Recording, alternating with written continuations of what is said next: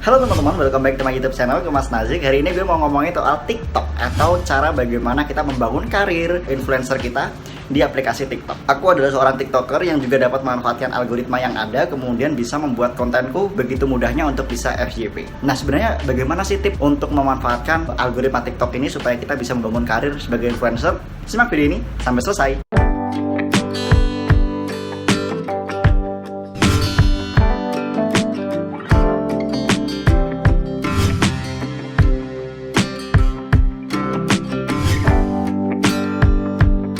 Nah, memang aku orangnya adalah oportunis. Aku selalu mencari peluang dimanapun aku bisa berdiri. Di situ aku pasti bisa untuk sukses gitu ya. Jadi aku mencoba berbagai macam platform dan kemudian aku mencoba TikTok dan mendapatkan titik celah algoritma yang bisa aku manfaatkan untuk membangun karir influencerku di sana. Nah, untuk bisa memanfaatkan opportunity yang sama kepada diri teman-teman dalam membangun karir influencer di TikTok harus bisa memenuhi unsur pertama adalah diferensiasi. Diferensiasi menjadi penting karena banyak sekali orang yang berlalu lalang dan menjadikan platform TikTok untuk menjadi influencer, dan tentunya sudah banyak yang memiliki bidang-bidang tertentu yang mereka ingin bangun.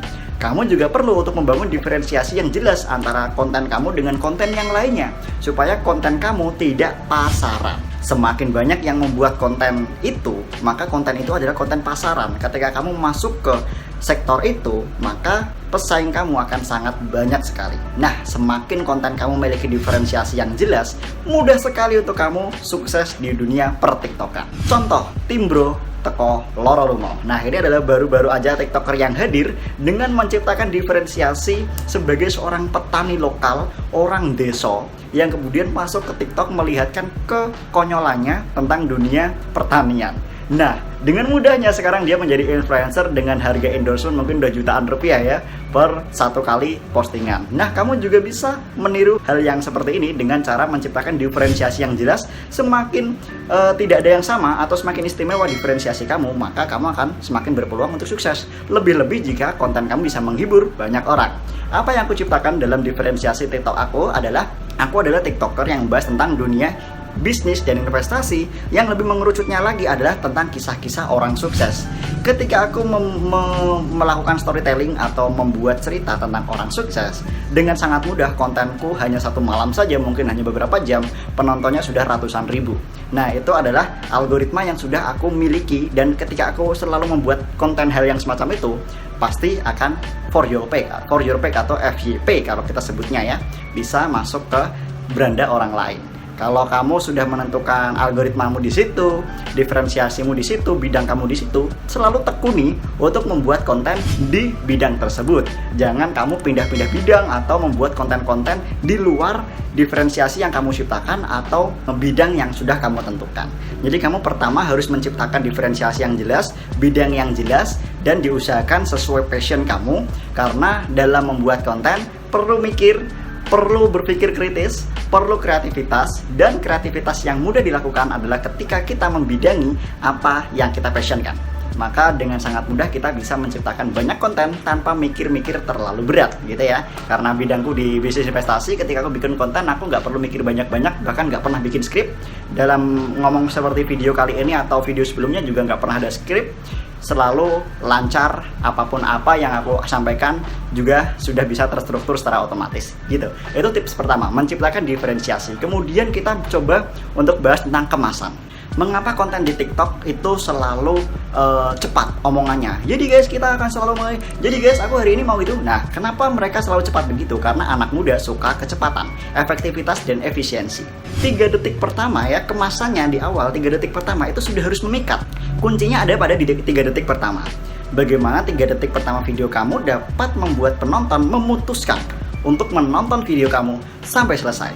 Nah, ini menjadi poin penting dalam membuat video di TikTok.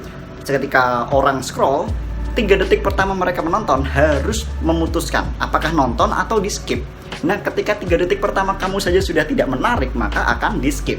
Nah, tentunya ini menjadi perhatian kita bersama untuk bisa menciptakan kemasan 3 detik pertama ini menjadi sangat menarik. Dapat dengan melalui judul yang clickbait tapi tidak berbohong. Clickbait itu hal yang wajar, tapi tidak boleh judulnya clickbait kemudian di dalamnya tidak seperti judulnya. Nah, itu tidak boleh. Tapi kalau clickbait demi menarik perhatian penonton itu boleh.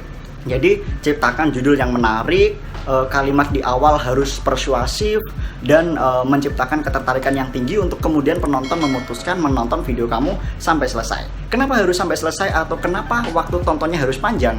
Karena itulah yang menentukan apakah TikTok nanti akan mengangkat video kamu lagi ke beranda orang lain gitu. Nah, jadi ketika banyak orang yang menonton video kamu dengan durasi yang panjang, kalau syukur-syukur mereka banyak yang nontonnya sampai selesai, maka video kamu akan selalu diangkat oleh TikTok di beranda tertinggi dan selalu disarankan kepada penonton-penonton yang baru. Nah, dengan begitu video kamu akan selalu FYP ketika kamu memanfaatkan konten dengan tema yang sudah kamu tentukan, bidang yang kamu tentukan, dengan trik kemasan 3 detik pertama menarik. Nah, gitu ya. Jadi all of the view dari segala yang aku jelaskan tadi adalah poin pertamanya adalah tentang bidang harus ditentukan, kemasan, dan yang ketiga adalah konsistensi. Nah, ini yang berat.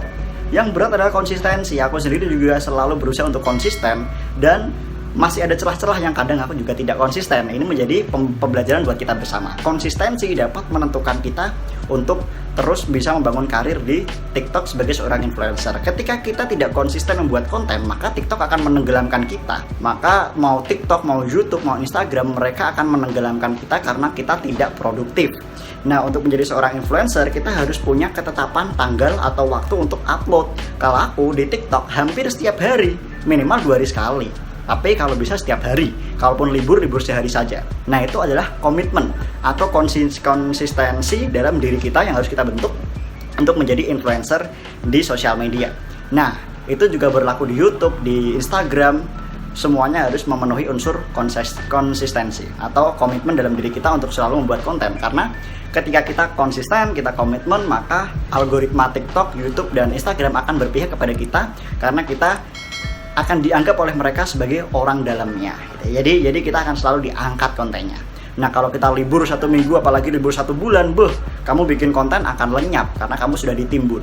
Nah, lebih-lebih kalau ada orang lain yang ingin menyaingi kamu dengan algoritma yang sudah kamu miliki, bahaya lagi, ya kan? Nah, maka dari itu 3 poin penting adalah tentang bidang yang akan kamu tekuni atau diferensiasi yang jelas, kemasan yang menarik, dan kemudian adalah konsistensi. Selamat berjuang. Aku tunggu kamu nanti kita bersama-sama mengembangkan edukasi finansial ataupun edukasi macam-macam yang bermanfaat bagi masyarakat. Aku harap teman-teman bukan menjadi TikToker yang cuma joget-joget aja, tapi edukasi terhadap masyarakat lainnya itu sangat penting. Jadi, Mas Teguh Setiari, bye-bye.